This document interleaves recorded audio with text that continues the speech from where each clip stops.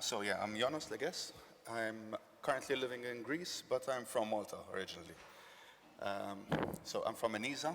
ENISA is a European... oh, it's not working. I think I have to explain it. Let's put it into the full crowd, maybe. It's not full screen. It's not full screen. Sorry about this. Switch now. Yeah. No, it's not working here. It's not good. Resume slideshow. Resume slideshow, yeah. Okay. Yep, sorry about that. Okay, so before we start, I'll just say a disclaimer that we will be mentioning a few tools. Most of them are open source. When we mention a tool that is not open source, we're not really recommending it. We cannot recommend at ENISA. But we're just mentioning them and saying some tools that we come across. And this is the agenda of today. First I'll mention a bit about ENISA. I'm not trying to advertise here, I'm just putting things into context and why we are doing this presentation today. Then we'll see the ENISA's incident handling process. And then we'll see a case study to show this incident handling process. So ENISA, as I said earlier, it's a European Union agency, and the full name is European Union Agency for Network and Information Security. Very long to pronounce. We're based in Greece. We have 1 foot in Athens and 1 foot in Heraklion. So sunny Greece. It's a nice place to be in right now, so very comfortable. Just as the main activities that ENISA does. So what we do is we give recommendations to our member states. We implement policies, so we assist the European Commission in policy implementation. And mostly we're about mobilizing communities. We don't do a lot of hands-on work, but what we do is we bring people who do hands-on work together. But lately we also started doing a bit of hands-on with respect to training and cybersecurity exercises. So, okay, and the training that we give particularly, it's to the computer security incidents response teams. Some of you may know them as CERTs, some of you as CERTs. And the main goal of these agencies, let's say, is to control and minimize damage and preserve evidence, provide quick and efficient recovery, and prevent similar future events and gain insights into threats against organizations. They're spread all around Europe. You can see in 2005 there were just a handful. But now the situation is a lot different. We have more than one, at least one in every country. Certain countries have more than one. There's one particular country that has a CERT, 4 CERTs. So that's how big it has become. And ENISA was actively involved in starting up these CERTs and giving training to them. Okay, so we help the CERTs in 3 ways. First of all, we produce good practice guides. One of the initial good practice guides that we set up was how to set up a CERT. Then we moved on to how to handle incidents, and we do a lot of studies, and based upon these studies, we provide good practices. Then we started providing training resources. They're freely available online. You have the URL over there. I highlighted 2 of them particularly, which are training, triage and basic incident handling, and another one is mobile threats. Today, what I'll be doing is merging these 2 training contents and putting them into one presentation. And then we do hands-on training. We go to the countries, we give training, they invite law enforcement, they invite people who do incident handling, and we provide training to them. And 2 of the trainings that we give is triage and basic incident handling, and mobile threats incident handling. And we have another list of other trainings that we provide. So when we say incident handling process, this is what we base our incident handling on. We have this graph over here. I'll go through each individual step one by one. We don't need to have a big look, but it goes all the way from incident handling to incident resolving and to post-analysis and improvements proposals. Again, you don't need to see it all now. We'll go through step by step in our case study. And so when we provide this to our incident handlers, we don't tell them you have to use this is the way it is, just follow step by step and you'll be okay. No, depending on who the incident handler is, they have to adapt this, they take this as a template, and they just customize it to their own needs. They have to make considerations, how many resources they have. We've met some CERTs that had, for example, 2 people in their team, and others who had teams of 60 people. So obviously they would have a different incident handling process. The number of incidents that they handle, and you'll be surprised at the number of incidents that small to big constituents have, and they don't differ that much. It's not proportional to the number of people who are in their teams. And also the sensitivity of the incidents. When we're dealing especially with law enforcement, they have to deal with their incidents in a special way. They have to contain everything. They have to make sure that they don't expose information. So there are a number of considerations that you have to adapt when you're creating your incident handling process. So we made a request to one of our CERTs, and we told them, listen, can you give us your artifact analysis incident handling process?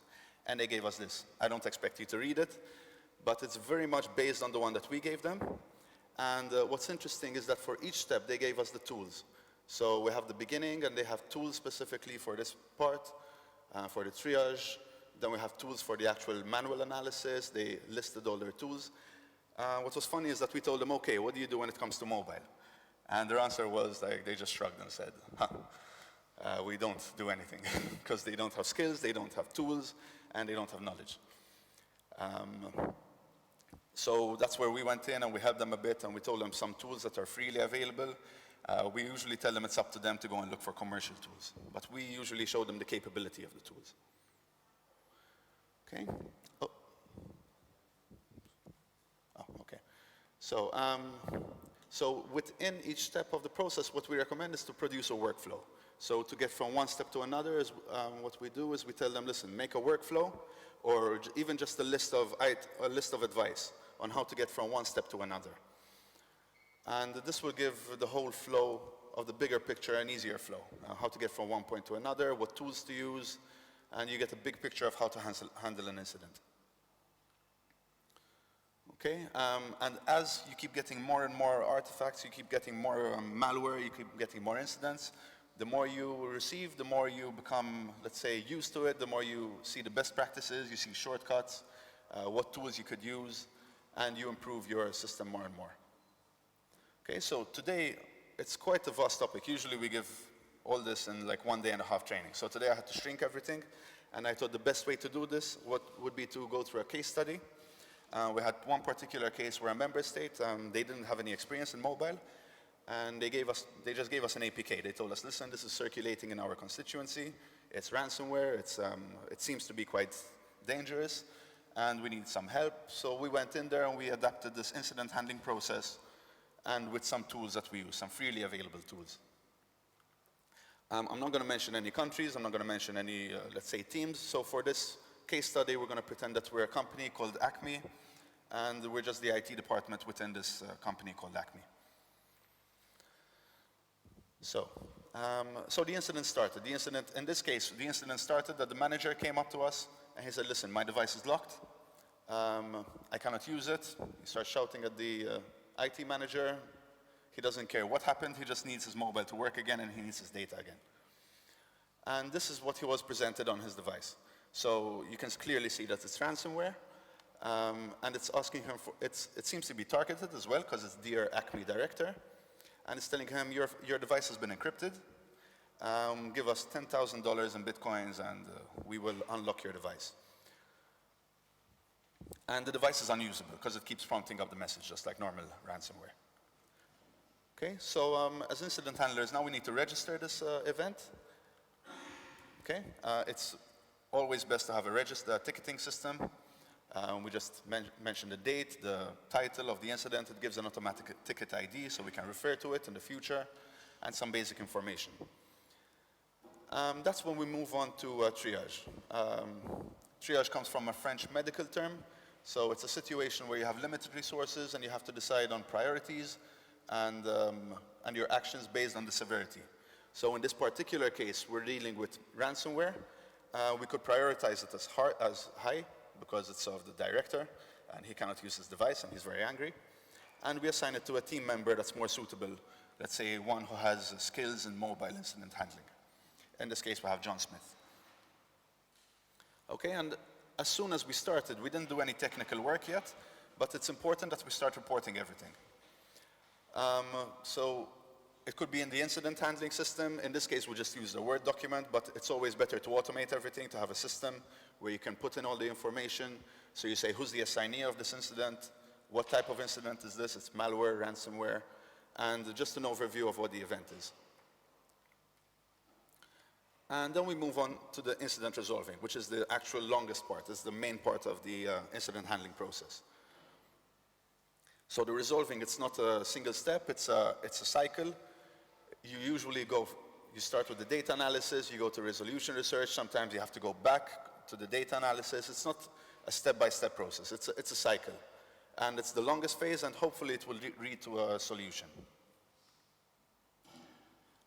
So in the beginning, we have to identify the stakeholders with useful data and evidence. In this case, the primary stakeholder is the director himself. And we have to go and contact him and see if he has useful information. Also, we have to notify them. In this case, we don't need to notify them because they notified us. And yeah, we ask them for data and evidence. So when interviewing the director, he gave us this email.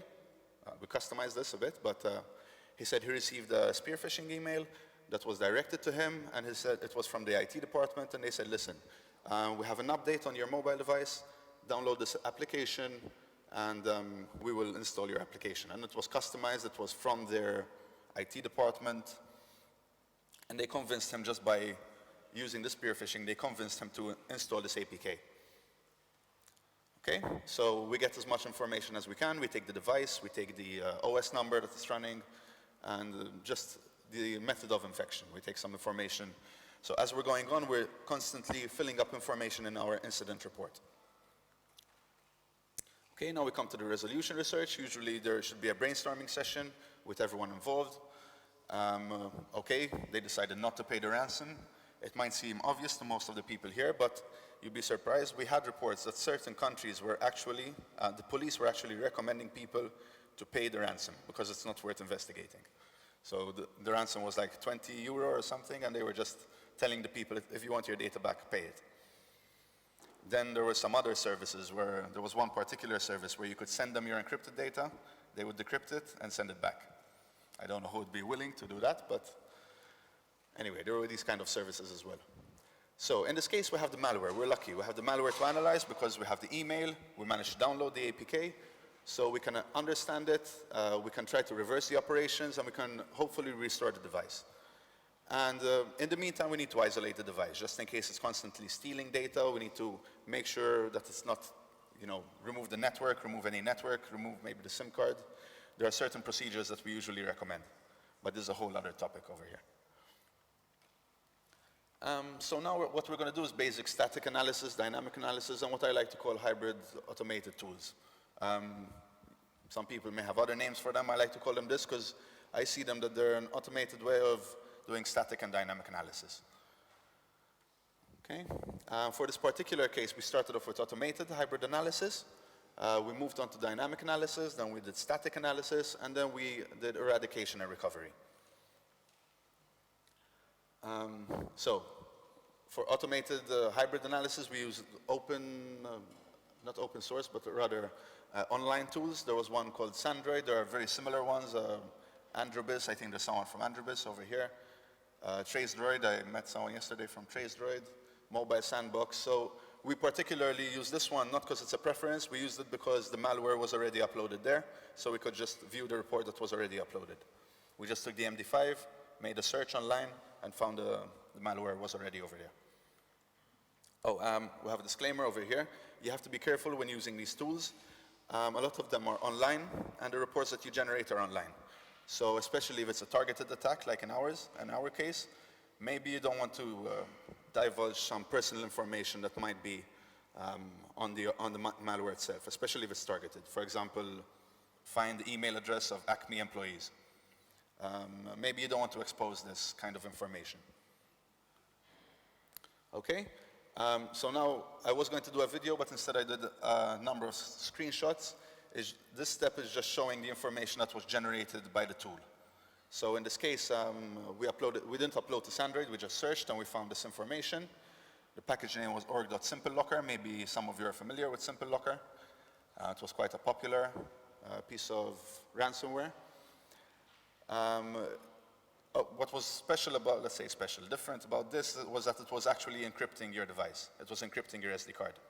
So this director actually had his SD card encrypted. We got some basic information. Okay, there's a risk score over there of 100. It uploads it to VirusTotal and gives you a report. Only Baidu International didn't find it as malware. It shows you risky behavior. It says, okay, it does do encryption and decryption. It executes shellcode. It exists unused permissions. Okay, so bad practice of development.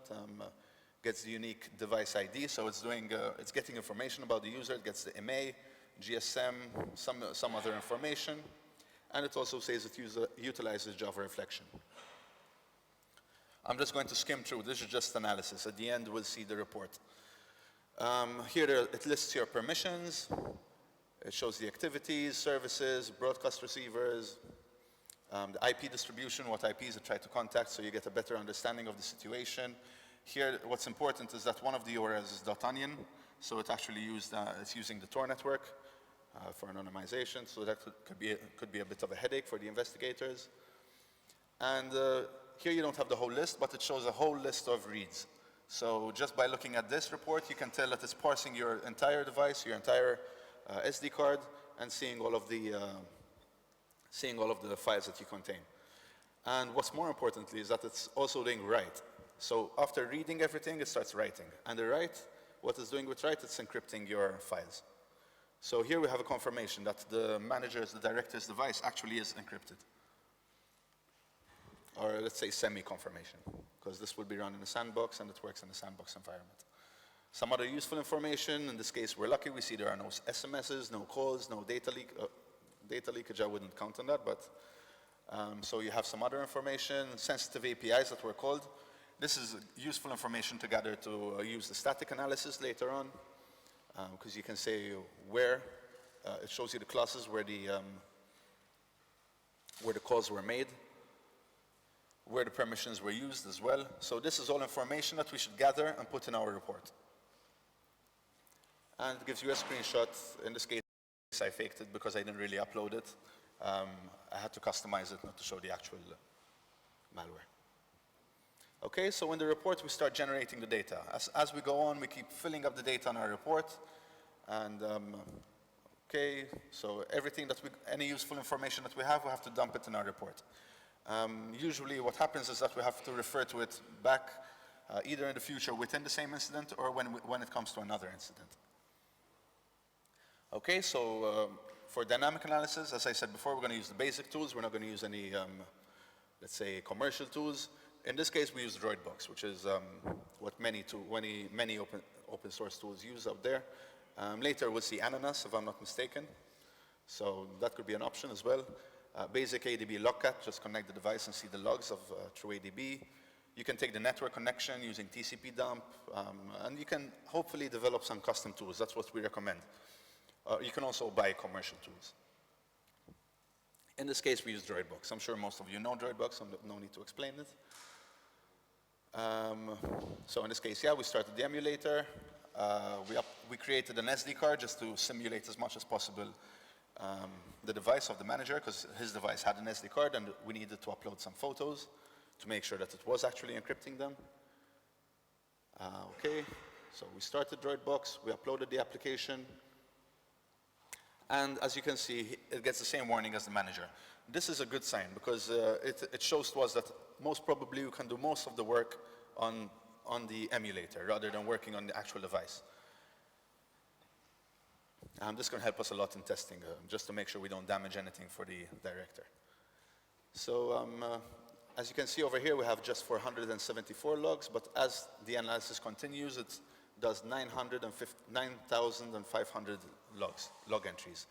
And this is mostly due to all the file read and writes that were being generated.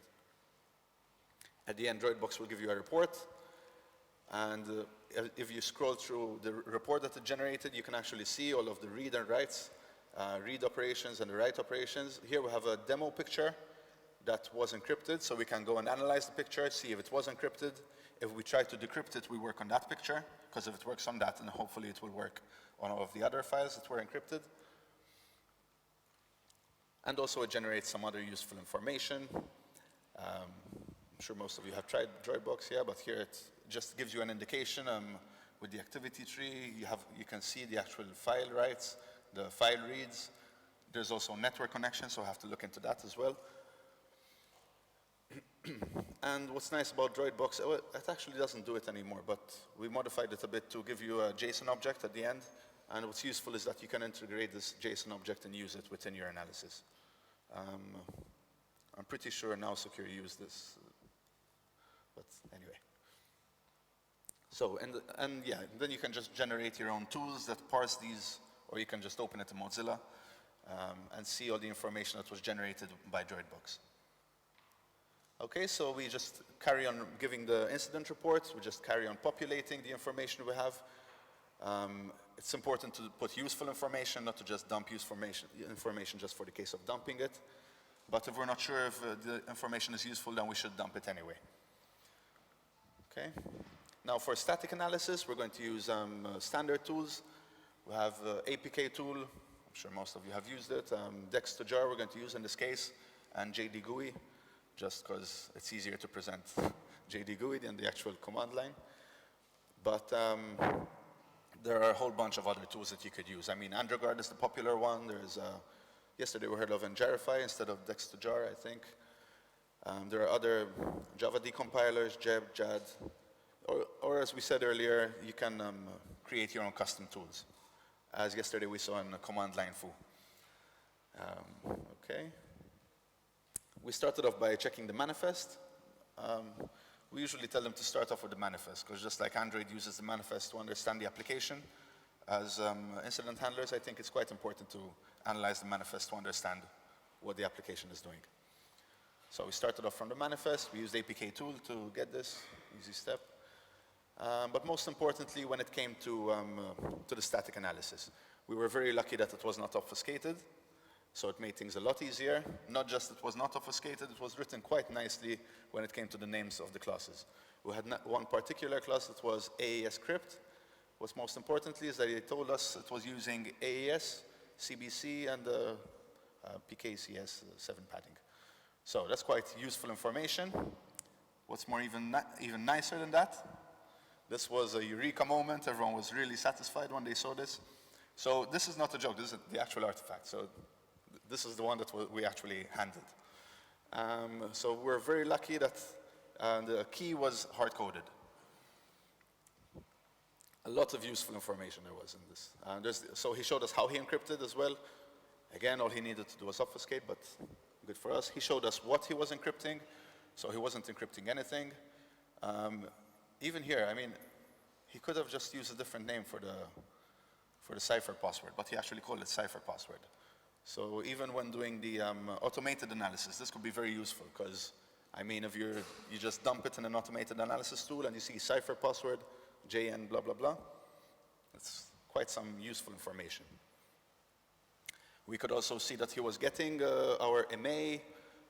So what we did here, we went to the static analysis, we saw what sensitive APIs were being called, and we went into the static analysis to see where it was being called, in which class.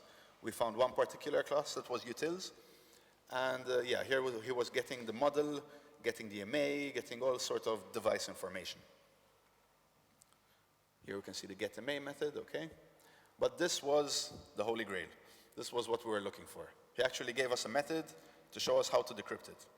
So at least he was a nice cyber criminal, this guy, because he was actually decrypting the device once we would have paid, but we didn't pay. So what we did was we found the decryption method over here. So now if you think about it, we have what encryption is being used, we have the encryption key, and we have the decryption method. So a lot of useful information over here. And obviously we have to put this useful information into our report. We keep dumping into our report. We have file types that are being encrypted, encryption key. Maybe I should have put that in bold and highlighted, and a lot of emphasis. And obviously we could copy and paste the decryption method. Okay, so we did our data analysis and we did some research, and now we need to propose an action. We need to meet with the stakeholders and say, listen, this is what we're going to do. Okay, so can anyone tell us any suggestions on what we're going to do now with the information that we have? Anyone? No?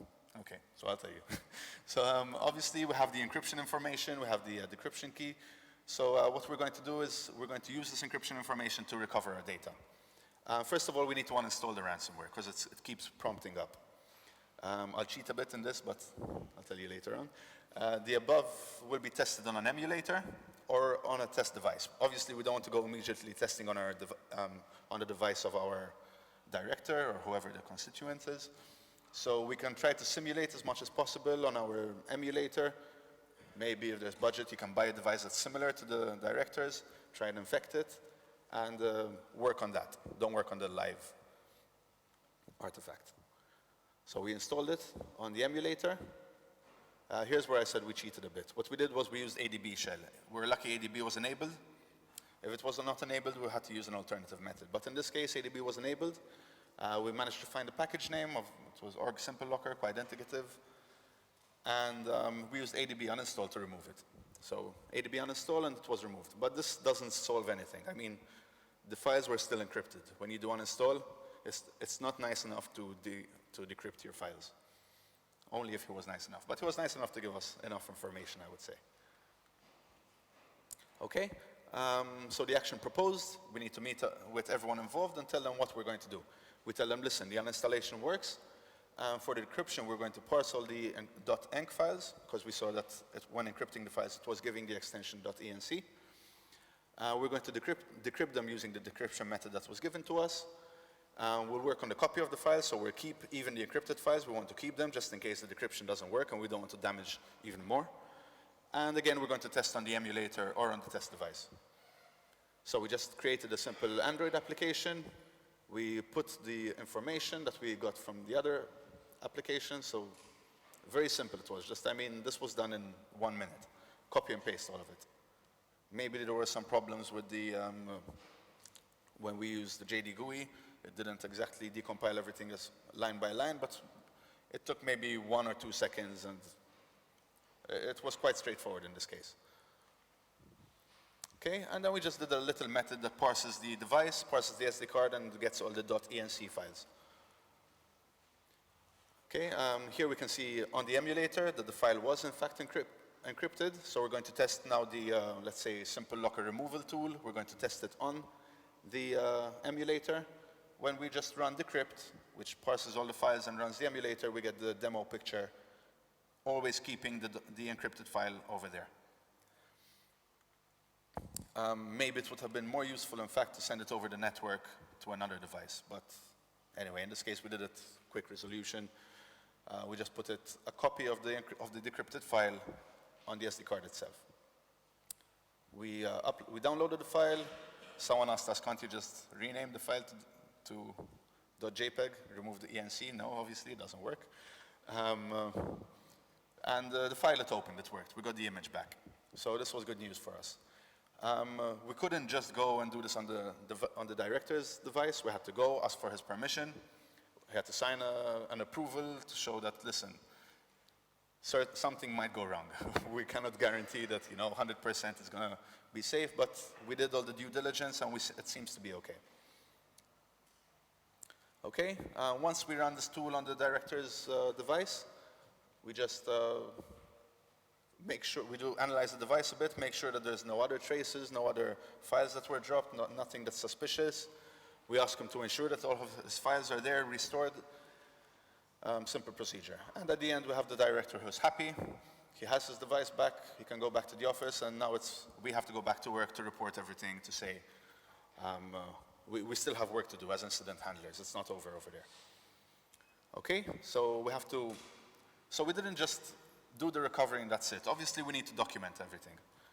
I'm not a huge fan of this, but it has to be done. It's very important that we document, we say how we recovered this incident, how we got from the report to the resolution, how we resolved everything. So all the information has to be listed. Before I said I cheated a bit, and I used ADB. Someone might ask, what if ADB is not installed? We found a tool, there are many tools. If you Google Simple Locker on the Google Play Store, there are quite a few removal tools. One interesting way that they found, I just copied this tool for the procedure, because they listed the procedure over here. What they did was that they pushed the application from the Play Store. So they had to go in the Play Store account of the, so on another computer, on the Play Store account of the director, for example. They make him install an application that there's a way of pushing it directly on the device. With Simple Locker, you can click the home button. When he clicked the home button, he had to quickly open this application so that it runs for the first time, and then it interrupted the Simple Locker. So if ADB was not installed and we didn't have these tools, we probably would have had to implement a similar method or find some other alternative. Okay, so now we're closing the incident. So we need to generate in the report some additional information. Who was attacked? Who was the target? Did we involve any third parties? Did we get contractors to help us because we were not skilled enough? Did we contact ISPs, CERTs?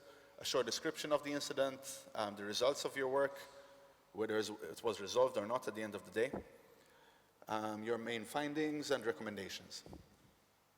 Okay, so let's say this incident took 1 day. 1 day, when you think about it, it's not a short amount of time.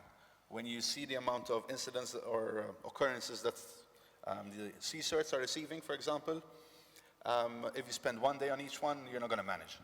With the headcounts that they have and the number of incidents that they're receiving, they just won't manage. Okay, so improvements analysis, improvements proposals. Here we give basic proposals to the company. Okay, do you have a being your own device policy? Maybe the director was using his device for work as well, and it was his personal device. Maybe they should consider doing a bring your own device policy. Should they have an MDM or a similar tool that they can control if they're using company devices? Should they back up the devices? Again, if it's not their property, can they even back it up? So they have to raise these questions, these kind of questions.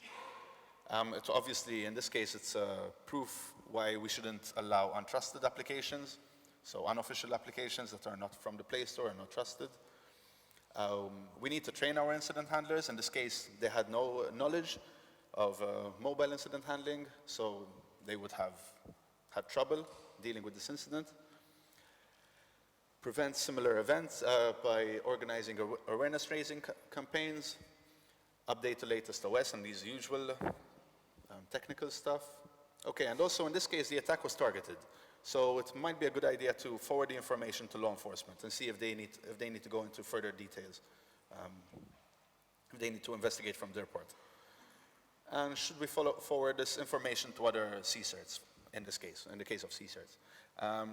What's nice about CERTs is that they work as communities, they're separate communities, but they're very involved in information sharing. I mean, imagine this happened in country X, country Y has a similar incident. If they have our report, then obviously they can deal with it in a quicker and more efficient way. Okay, but we also need to improve. So besides the situation in the company, us as incident handlers, we need to improve the process. We need to improve the general process and the bigger picture when it comes to mobile threats incident handling. Before I showed you the process of one specific CERT, where they had nothing to do with mobile threats incident handling. So if that was the mobile threats incident handling workflow that they worked with, what I would recommend after dealing with this kind of incident is listing the tools that we used and including them into the incident handling workflow that they used.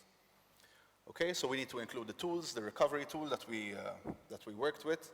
We need to update the workflow, and what I think is most important is that we need to automate. So important, I wrote it 3 times. We need to develop scripts for repetitive tasks. Maybe we need to purchase commercial tools that does this for us.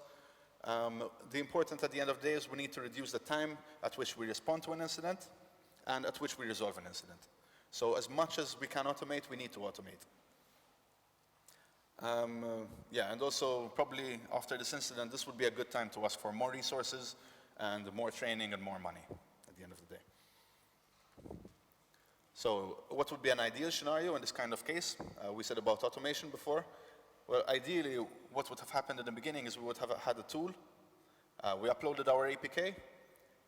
It very nicely displays everything, and in the behavior, it points out, listen, here you have the encryption files, encrypted files here, and you know that it does screen lock.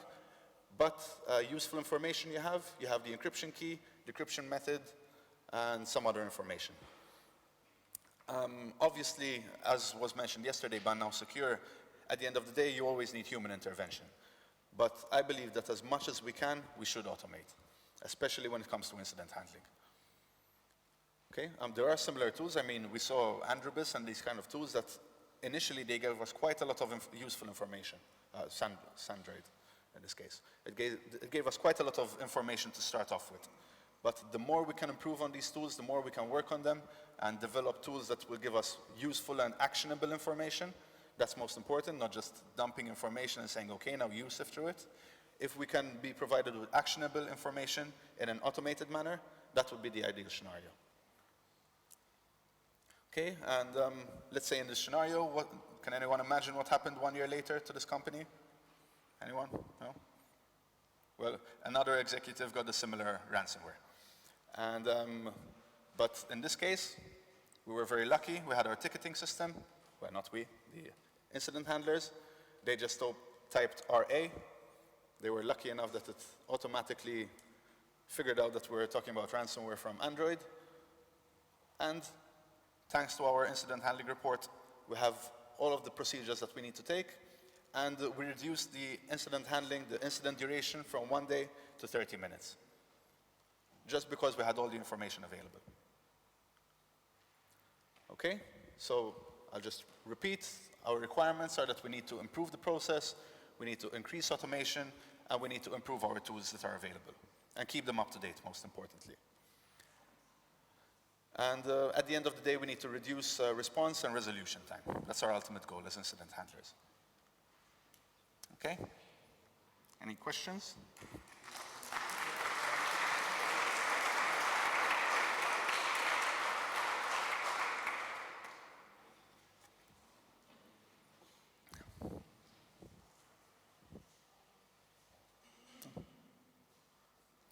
Okay.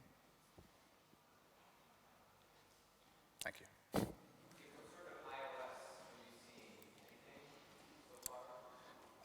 We're having a few problems with iOS technically because it's so closed.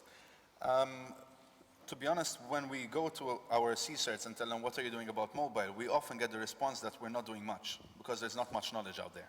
I mean, there are tools, there are basic tools, but there are not many tools, and especially when it comes to iOS. What they're starting to do now is they're starting to focus mainly on Android because that's where they get most of their incidents. But we have a few, again, I was going to mention countries, but I should not mention countries. We have some countries that have big budgets and they have a lot of resources, and yes, they are doing some progress on iOS. But they find it problematic, especially with the versioning. Every time a new version comes out, they have to start their research again, they have to start their incident handling process again. So yeah, it's a tough one, iOS.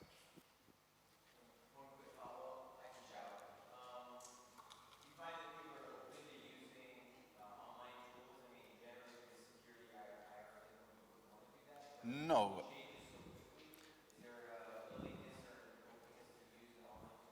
No, in fact, it's not that we don't recommend it, it's that we tell them to be careful, and we tell them why.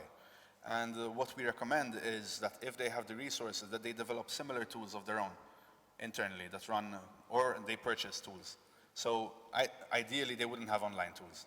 We focus quite a lot on that. But at the end of the day, we have certain, again, I would not mention a country, but there's one particular CERT that is 2 people.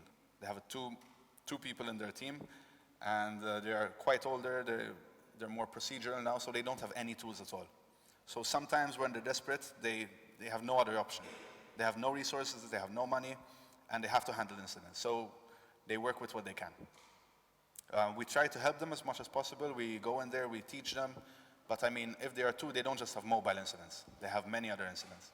So another problem is educating the people and getting them skilled. So if they're not skilled, they have to use what they have. What would you like to get in terms of support or tools or access from the actual OEMs or MNOs? What would make your job easier if you could have a wish list towards the OEMs? I think it's automated tools for incident responders. I mean, I think Android, for example, and these kind of tools, they're very good. They're online, they should be offline, but these kind of tools should be available, let's say, maybe cheaply, or more affordably for the small, especially for the small incident response teams. And maybe it should come, I don't know, maybe Google can offer something. And yeah, but the more automated it is, the better it is, I think.